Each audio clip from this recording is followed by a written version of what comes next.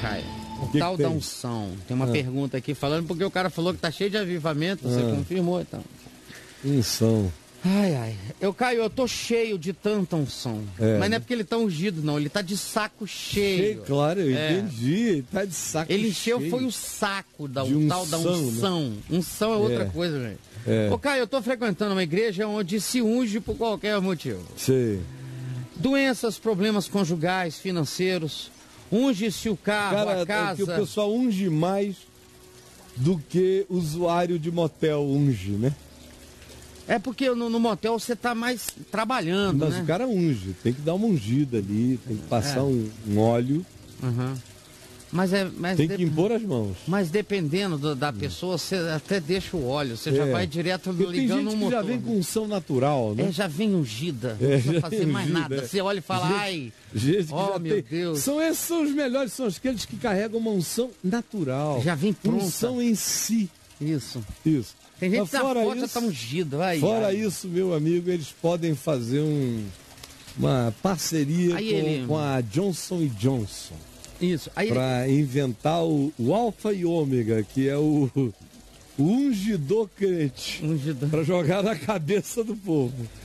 Tu viu aquele vídeo do cara botando um monte de azeite? KY Alfa e Ômega. Pra esse povo aí. Só tratando a estultícia com estultícia. Ele faz uma pergunta aqui relativa a essa história da unção.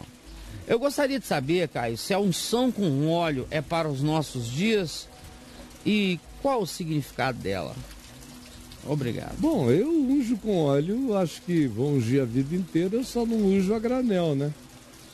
Não, né? Jesus também não ungia a granel, e não se diz, então, Jesus mandou fazer um corredor cafarnaúnico à porta da cidade, e botou 6 apóstolos de um lado, 6 apóstolos do outro, e todos que entrassem na cidade recebiam um óleo que ele tinha trazido da região de Eilat, e com o qual ele jejuara no deserto da Judéia, que estava agora pronto para abençoar o povo, e todos que entravam eram ungidos.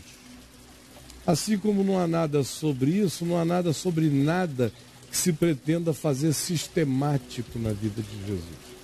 Em Jesus não há uma sistemática nem um dia, exceto aquela com a qual ele começa o dia, que é solitariamente orando, em silêncio, e termina o dia, que é na quietude do seu próprio ser, às vezes afastado até imediatamente dos discípulos, num canto solitário, em silêncio total. No mais, cada dia é uma surpresa. Tudo é novo. Todavia, se você lê em Marcos, no capítulo 6, no verso 6, se diz lá que em Nazaré, Jesus admirou-se da incredulidade da cidade onde ele fora criado, porque era tão grande a incredulidade deles, que ali naquele lugar Jesus não pôde, está escrito assim, ali Jesus não pôde operar nenhum milagre, exceto curar uns poucos doentes, impondo-lhes as mãos. Em alguns lugares, Jesus impunha as mãos. Na maioria dos lugares, ele falava, meramente pela palavra, fica livre. Ou tocava depois que o cara estava livre, só para dar um toque de aconchego. Aí você abre Marcos, você também vê escrito que Jesus curava muitos doentes meramente pela palavra. E também ele e os seus discípulos, especialmente os seus discípulos, ungiam os doentes com óleo, oravam sobre eles e eles eram curados. Mas cura não está condicionada a óleo. Óleo é uma simbologia, não tem nenhum poder. Nenhum poder, querido, nada tem poder. Poder vem de Deus e é agasalhado pela fé. O mais é adereço, o mais é bijuteria, o mais é psicologia, o mais é apenas um elemento psicofísico. É físico porque é óleo, é psíquico porque é simbólico. Para o indivíduo, especialmente no contexto dos judeus onde Jesus estava curando, a unção com óleo era normal.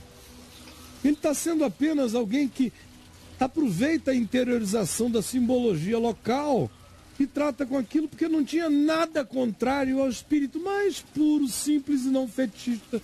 Porque quem estava curando era ele, não era a unção. Agora, se ele instituísse que as pessoas tinham que ser curadas, se impusesse as mãos sobre elas, ungindo-as com óleo, ele tinha criado um fetiche. Se ele determinasse que cura aconteceria só se alguém pusesse as mãos sobre o outro, ele estava criando um fetiche. Mas porque a maioria das vezes, e o que há de mais grave em Jesus acontece sem presença, sem toque. Por exemplo, tem alguma coisa mais grave do que tirar um cara que está podre na sepultura há 4 dias, cheirando mal, todo decomposto? Tirar o cara sem sacudir, sem entrar na tumba, sem nada, aqui de fora, ainda pedindo perdão ao Pai por estar falando. Pai, ó, desculpa, eu sei que tu sempre me ouve, mas eu estou fazendo essa oração alta por causa deles. Para eles saberem que tem algo acontecendo aqui entre nós, senão eles não disserem nada. Só por isso. E disse, Lázaro, vem para fora. Não gritou 10 vezes, falou uma vez só. E saiu aquele que estivera morto, tendo os pés e mãos ligados por ataduras. E Jesus lhes disse, desatai-o e deixai-o ir. Você vê onde é que aparece maior fé em Israel, mais do que em qualquer lugar em Israel. Quem é o cara que dá um susto em Jesus? É um centurião romano, pagão, que diz a Jesus, não precisa ir na minha casa, não precisa impor as mãos, não precisa ungir com óleo, não precisa sair daqui. Basta que tu digas uma palavra, eu quero que o teu servo seja curado. E o meu servo será curado porque eu creio na tua autoridade. E Jesus disse, em verdade eu vos digo que em todo Israel eu não vi uma fé como essa. E onde está o óleo? Onde está a unção? Onde está a imposição de mãos? É a fé crendo na palavra. É só isso, amigo.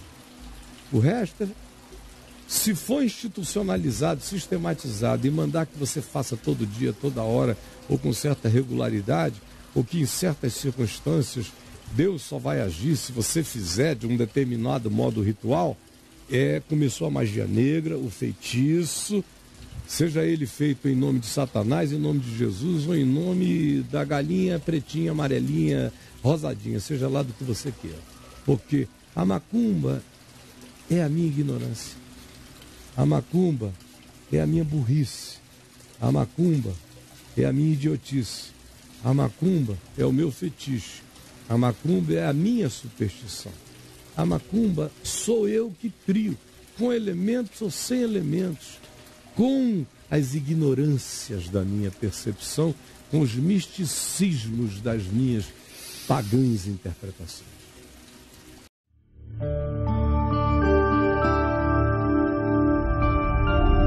Vem IVTV, o canal é você.